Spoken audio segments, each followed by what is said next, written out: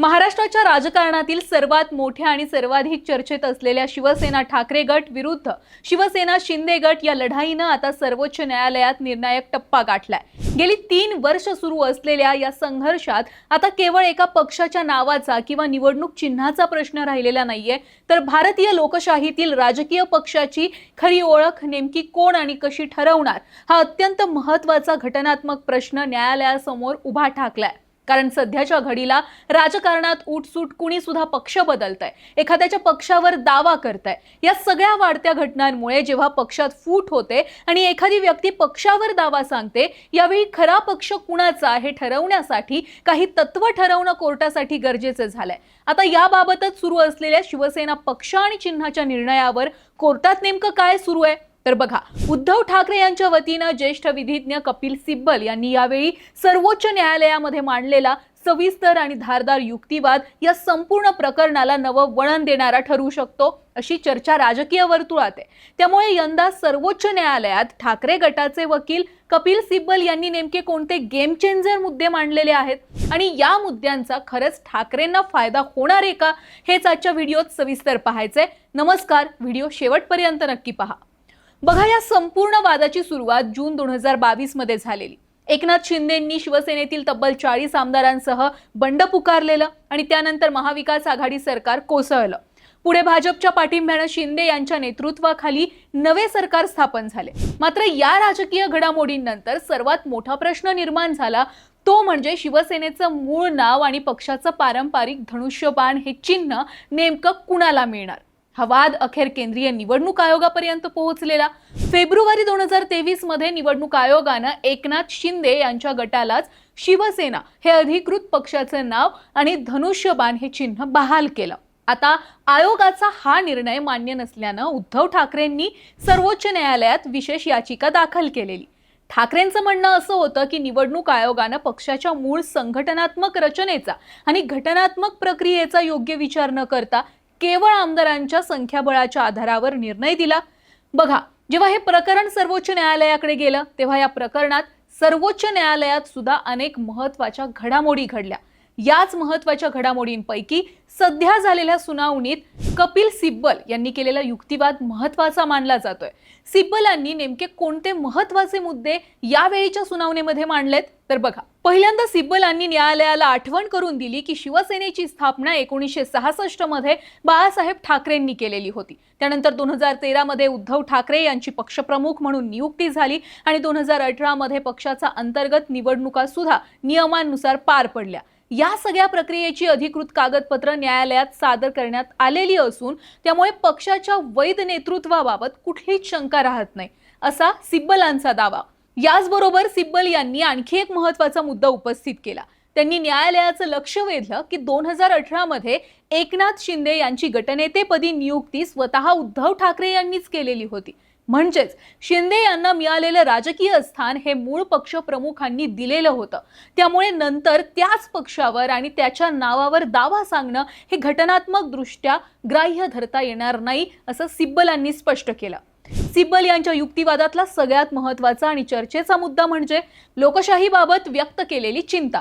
त्यांनी न्यायालयामध्ये ठाम शब्दांमध्ये सांगितलं की एखाद्या पक्षाच्या चिन्हावर निवडून यायचं, त्याच पक्षातून बंड करून वेगळा गट स्थापन करायचा आणि नंतर मूळ पक्षाचं नाव आणि चिन्ह स्वतःकडे घेण्याचा दावा करायचा। ही पद्धत जर मान्य झाली तर ती भारताच्या लोकशाहीवर गंभीर आघात ठरेल। असा पायंडा जर पडला तर भविष्यात कुठल्याही राजकीय पक्षासाठी तो धोकादायक परिस्थिती निर्माण करू शकतो। हा महत्त्वाचा मुद्दा मांडून सिब्बलांनी एक प्रकारे हे सांगितलं की शिंदे जे वागले ते लोकशाही मूल्यांच्या विरोधात वागलेले। यानंतर सिब्बलांनी सर्वोच्च न्यायालयाच्या सुभाष देसाई प्रकरणाचा दाखला देत आणखी एक महत्त्वाचा घटनात्मक मुद्दा मांडला। सिब्बलांच्या मते राजकीय पक्ष आणि विधिमंडळ पक्ष हे दोन पूर्णपणे वेगळे घटक आहेत। केवळ आमदारांची संख्या जास्त असल्यामुळे एखादा गट मूळ राजकीय पक्ष ठरत नाही। पक्षाची संघटना, त्याची घटना, सदस्य संख्या, अधिकृत पदाधिकारी आणि अंतर्गत लोकशाही प्रक्रिया याचा सुद्धा तितकाच महत्त्वाचा विचार केला पाहिजे। त्यामुळे निवडणूक आयोगानं केवळ विधिमंडळ पक्षाच्या संख्याबळावर निर्णय देणं योग्य नाहीये। थोडक्यात सिब्बलांनी सांगितलं, पक्षात असलेल्या सदस्यांच्या संख्येवरून तो पक्ष खरा कुणाचा आहे हे ठरवू नका। त्या पक्षातील पदाधिकारी, घटना, कार्यकर्ते यांचं म्हणणं आणि त्यांचा विचार करून निर्णय घ्या। याच अनुषंगाने सिब्बलांनी पुढे निवडणूक आयोगाच्या निर्णयावर गंभीर प्रश्न उपस्थित केले। सिब्बलांनी म्हटलं की 2018 मध्ये शिवसेना पक्षाची सुधारित घटना आयोगाकडे सादर केलेली होती, मात्र निवडणूक आयोगाने त्या दस्तऐवजांचा पुरेसा विचार न करता केवळ आमदारांच्या बहुमताच्या आधारावर निर्णय घेतला। त्यामुळे मूळ संघटनात्मक शिवसेनेवर अन्याय झालाय आणि ठाकरे गटाकडून धनुष्यबाण चिन्ह हिरावलं गेलंय। बघा, सिब्बलांनी सुनावणीमध्ये मांडलेल्या या महत्त्वाच्या मुद्द्यांमुळेच असं बोललं जातंय की सिब्बलांमुळे शिवसेना पक्षाच्या चिन्ह आणि नावाबाबतचा निर्णय ठाकरेंच्या बाजूने लागू शकतो। पण बघा, हे इतकंही सहज सोपं नाहीये। राज्यात अजूनही शिंदे सत्तेत आहेत। असं असताना तिकडे सिब्बलांनी कितीही योग्य अचूक मुद्दे कोर्टात मांडले तरी सुद्धा आता इतक्यात निकाल शिंदेंच्या विरोधात लागणार नाहीये असं काही राजकीय तज्ञ म्हणतायत। आणि जर खरोखर पुढे 4 ऑगस्टला होणाऱ्या सुनावणीमध्ये चुकून निकाल ठाकरेंच्या बाजूने लागला तर मात्र देशात लोकशाही जिवंत ठेवण्यासाठी आम्ही कायम प्रयत्न करत आलोय हे असं सांगायला भाजप मागे हटणार नाहीये आणि या निकालानंतर राज्यातील सत्ता समीकरण सुद्धा बदलू शकतात। सध्या तरी सर्वोच्च न्यायालय या प्रकरणामध्ये कोणती भूमिका घेणार, ठाकरेंच्या बाजूने निकाल देणार की शिंदेंच्या बाजूने देणार, याबाबत शंका कायम आहे। त्यात न्यायालय केवळ पक्षाचं नाव किंवा चिन्ह यावर निर्णय देणार नाहीये, तर भविष्यात कोणत्याही राजकीय पक्षात फूट पडल्यास मूळ पक्षाची ओळख कशी ठरवायची याबाबतही महत्त्वाचं मार्गदर्शक तत्व हे निश्चित होऊ शकतं।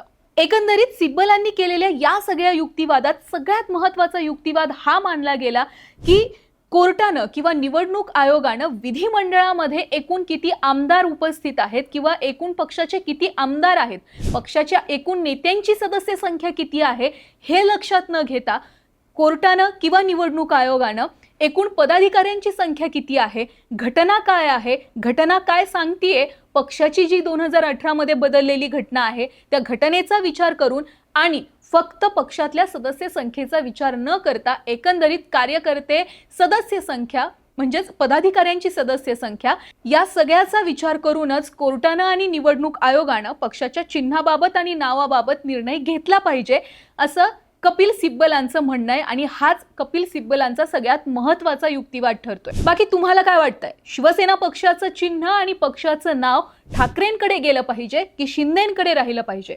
तुमचं मत कमेंटमध्ये आम्हाला नक्की सांगा। व्हिडिओ आवडला असेल तर जास्तीत जास्त लोकांपर्यंत तो शेअर करा आणि हो, आठवणीने ऑनलाईन नेता या आमच्या चॅनलला फॉलो आणि सबस्क्राईब नक्की करा।